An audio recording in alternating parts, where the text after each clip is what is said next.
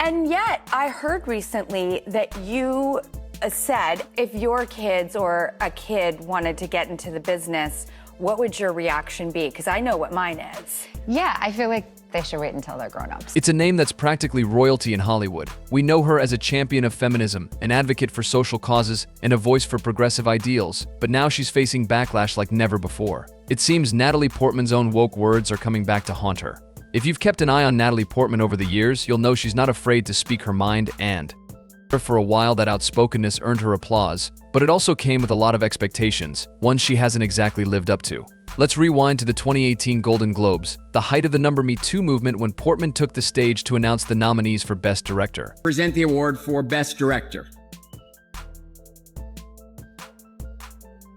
And here are the all-male nominees. And what did she say? Looking right at the audience, she called out all male nominees, starting thunderous applause from the crowd. Hollywood praised her as a feminist icon, and social media hailed her bravery for standing up for women in an industry notorious for its inequality.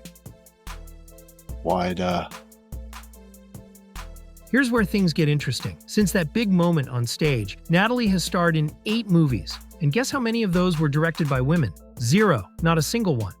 How did you know that? Shira texted me about your dad, so I came here. Here's where things get interesting. Since that big moment on stage, Natalie has starred in 8 movies, and guess how many of those were directed by women? 0, not a single one. So many female directors. I have really strong female relationships. Sophia Coppola, obviously, I'm gonna work with her again this year. My girlfriends who did their first movie. I've done Leslie Headland. Like, I've worked with so many female directors, and I think it's like up to us as actresses too to like. What's the? I think to like give the opportunity to first-time directors. I mean, most of those people, it was their first time. In an industry where top actresses have the power to choose projects and even bring on directors, this is a pretty glaring inconsistency. Hollywood peers like Kirsten Dunst subtly hinted at this during a roundtable, pointing out how it's not actually difficult to work with female directors, you just have to want to. I've worked with so many female directors. Your favorite curse word? There's one in Hebrew. What's actually in Arabic, but you use it in Israel. Kusemek. It means your mother's vagina. Dunst mentioned she's worked with several women in the director's chair, saying she prefers it, which puts Portman's lack of female collaborations in a pretty awkward light. The very people Portman was rallying against at the Golden Globes can't make this choice for her, only she can, but as they say, actions speak louder than words, and Portman's silence on her own choices is deafening. Just look at this old video that resurfaced of her swearing in another language. Natalie Portman has come out in favor of defunding the police. Very brave stuff, extremely heroic. Here's what she said on Instagram. She said, "When I first heard hashtag defund the police, I have to admit my first reaction was fear. My whole life, police have made me feel safe. But that's exactly the center of my white privilege. The police make me, as a white woman, feel safe, while my black friends, family, and neighbors feel the opposite. Police make them feel terror, and for good reason. Police are the 6th leading cause of death of black men in this country. These are not isolated incidents. They are patterns and part of the system of over-policing of black Americans. Reforms have not worked. Minneapolis, where George Floyd was murdered, is one of the most progressive police forces in the country, having undergone extensive anti-bias training." If calling out Hollywood's male-dominated director lists wasn't enough to shake up Natalie's image, her next stance took things to a whole new level.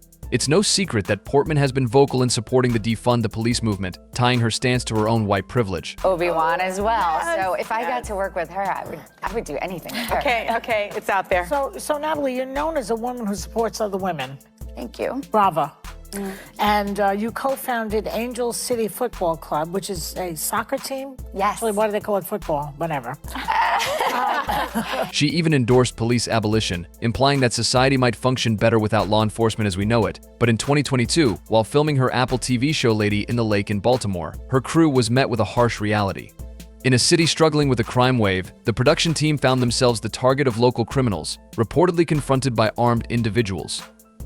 Demanding $50,000 in extortion forced to halt filming, they had to flee the area entirely. It's a perfect storm of irony. The actress advocating for police abolition finds herself in need of the very protection she's been denouncing. And here's the thing. Portman's crew wasn't dealing with a random pickpocket, this was a full-on extortion attempt. Sure, crime can happen anywhere, but Baltimore's crime surge after the 2020 riots is no secret. Portman, who had supported the defund movement from the comfort of her privilege, was suddenly facing the real-world impact of her own activism. And in this case, it wasn't just her who paid the price, but her entire crew. In an interview earlier this year, Natalie Portman made a comment that shocked even her most loyal fans. She essentially said that Hollywood movies have become niche, admitting that traditional film no longer holds the same cultural power it once did. If you ask my kids about movie stars, they don't know anyone, Portman explained, saying they know YouTube stars. Instead, she even mentioned that there's liberation in Hollywood's fading prominence, as it allows her to focus on what she finds personally meaningful rather than simply going for what's popular. It's a fascinating stance from someone who has benefited from the very spotlight. She's now turning away from award shows that once drew massive viewership, now struggle for ratings. Big budget movies aren't the cultural giants they used to be. Instead, people are tuning in to online content, streaming platforms, and creators who feel more real than Hollywood's scripted glamour. Natalie Portman has given us some food for thought. The Oscar winner told the Wall Street Journal that she's never tried method acting, a technique where an actor tries to become their character in every way. Natalie says it's a luxury women can't afford.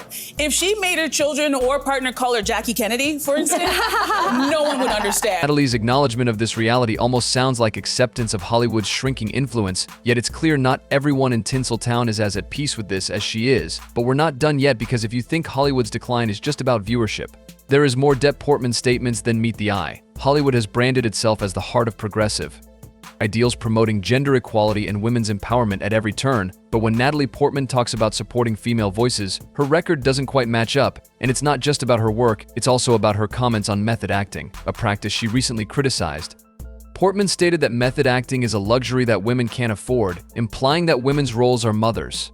To make it feel like a consistent character when Was you're filming everything suffragette out of a difficult role to play? Yeah, suffragette was difficult because you know, she was an ordinary woman, a completely ordinary woman, and then by the end she's almost radicalized, and you know, trying to make her a consistent person. I guess that it doesn't seem like one person at the beginning of the story, and then suddenly she's just transformed, and now she's a really brave woman. You know, and there was lots of kind of tricky stuff in it, but you know, all the scenes that you always think are really hard are the reasons that you take the job. So, you know, they're the really, you know, the ones that you build up to and think, oh my God, I'm gonna get to that day. And partners prevent them from fully immersing themselves in character the way male actors often do. The backlash was swift. Fans and critics questioned this reasoning, pointing out that plenty of female actors, even those juggling family life, have mastered intense roles without complaining about gender-based limitations. They pointed to Portman's own history living a life of Hollywood privilege that enables her to tackle complex roles without the constraints faced by ordinary women, but instead of acknowledging her unique position, she implies that women everywhere face the same barriers, and this disconnect hasn't gone unnoticed. The conversation quickly moved to social media, where commenters weren't shy about calling out the privilege Portman claims to despise. Now the phrase "get woke, go broke" has become a rallying cry for those frustrated with Hollywood's focus on virtue signaling. It's the idea that by prioritizing politics over storytelling, Hollywood is alienating its core audience, and in Portman's case the fallout has been severe. Not only are big studios losing money at the box office, but movies that carry overly woke themes are often flopping. Portman's own acceptance of this is intriguing. While she talks about liberation and moving on to other art forms, what's really happening is a cultural shift. People are tired of celebrities who project moral superiority without taking real action. They don't want to hear millionaires lecture them about equality or police privilege. They want to see engaging, honest stories, not constant reminders of Hollywood's social consciousness. Just take a look at her Oscars dress, and Natalie Portman is fast becoming the symbol of this hypocrisy as someone who speaks out on progressive issues but falls short when it comes to meaningful change. Still, the Hollywood elite doesn't seem to be learning its lesson, and Portman's ongoing statements are a prime example of this bubble mentality. When you combine all these factors, Portman's failure to uplift female directors, her stance on defunding the police, and her dismissal of Hollywood's declining relevance give you a picture of a celebrity increasingly out of touch with her audience. It's the same Hollywood bubble that allows stars to project idealism without considering the impact on regular people. And while Portman talks about being liberated from the pressures of mainstream popularity, others in the industry aren't so lucky. Thousands of people rely on Hollywood's success for their livelihoods, and for them the industry's decline isn't just philosophical, it's financial. And here's the thing, Portman seems blissfully unaware of the double standard she's setting. On one hand, she promotes feminist ideals and social justice, yet on the other she continues to act in ways that contradict her words. It's almost as if she's forgotten that fans see through the Hollywood facade. They don't just hear her Golden Globe speeches, they watch her career choices and follow her actions, and the more she leans into woke ideals without practicing what she preaches, the harder it becomes to take her seriously. So what's your take? Is Natalie Portman just another Hollywood star who talks the talk but refuses to walk the walk? Or is she genuinely trying to make a difference in an industry known for its hypocrisy? Let us know in the comments below. And if you think Hollywood's constant virtue signaling deserves to be called out, don't forget to hit that like button and subscribe to the channel.